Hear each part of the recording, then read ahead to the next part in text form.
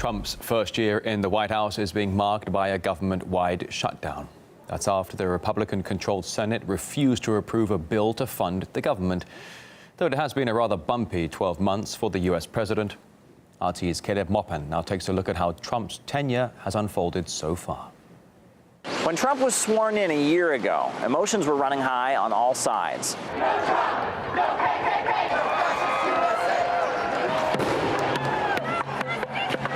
U.S. media described it as a pivotal moment in American history. You're not having a terrible, terrible dream. Also, you're not dead and you haven't gone to hell. It will be very bad. Americans and others will now die. Washington, D.C., the establishment is terrified, and they should be. They called it the Trump Revolution. Trump promised to completely overhaul U.S. foreign and economic policy. He promised a brave new world that was cheered by his supporters and dreaded by his detractors as a dystopian apocalypse. So a year on, where are we? Well, with all this America First rhetoric, you might have thought that would have meant less interference in other countries. Well, that's not exactly how it played out.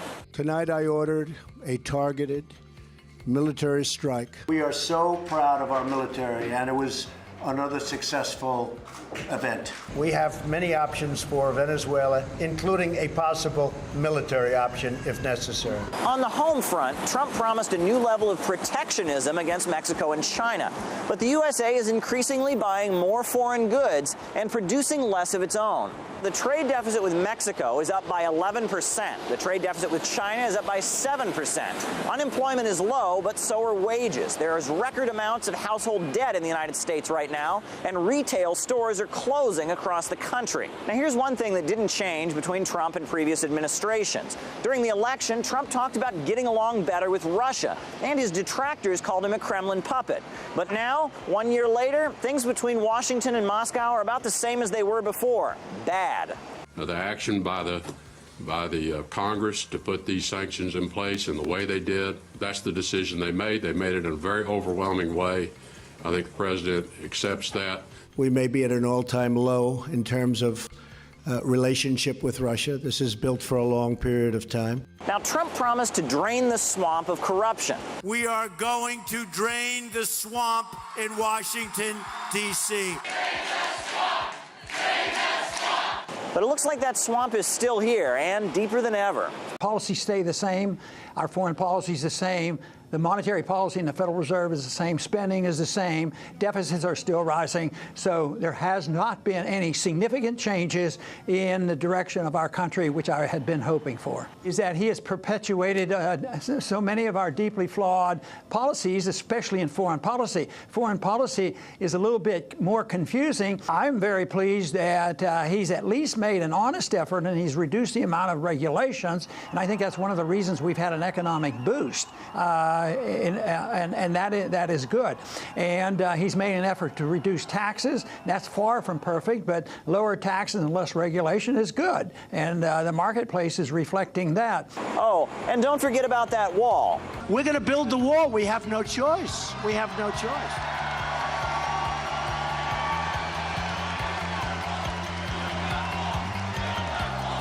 Yeah, how's that going?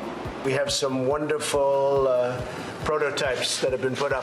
Now, despite the president's ambitious timetable for construction, it remains unclear when the wall might actually go up. On the surface, Donald Trump looks like a president like no other. He's loud, brash, he doesn't care about political correctness. He's even turned Twitter into an official White House channel.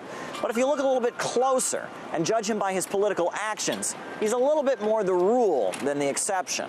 Caleb Moppin, RT, New York. Trump's presidency so far has also been marked by a string of quirky catchphrases and diplomatic maneuvers, which certainly kept the world and the media guessing what would he be doing next. So here's our take on his tenure throughout the year.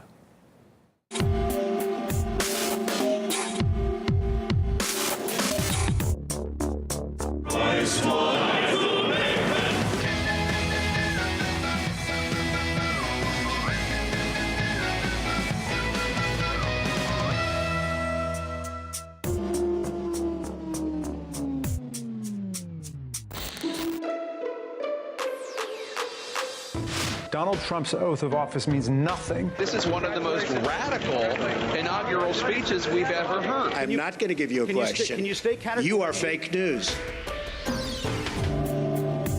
Donald Trump's incoherence. This is all a direct result of the Russian interference. Potential collusion. Russian collusion. U.S. officials are growing increasingly concerned about possible Russian intrusion.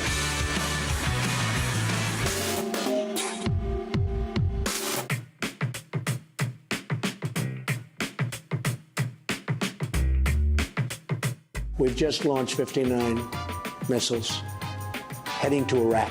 Well, you headed to Syria? Yes, heading toward Syria.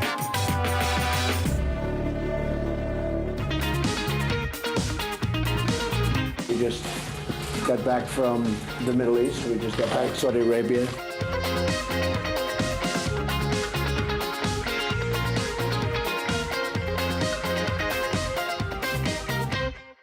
So they have all this protocol. We never know what is the protocol. Do you have any idea? Face-to-face meeting with Putin will likely get the most attention. No meeting will draw more attention.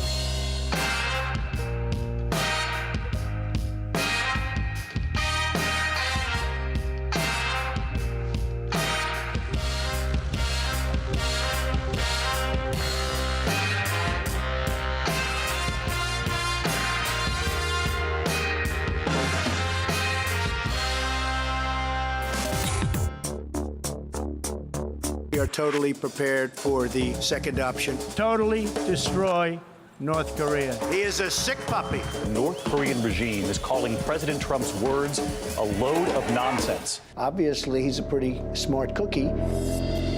We wish you a very happy Hanukkah. And right now, I'm thinking about what's going on and the love that's all over Israel and all about Jerusalem.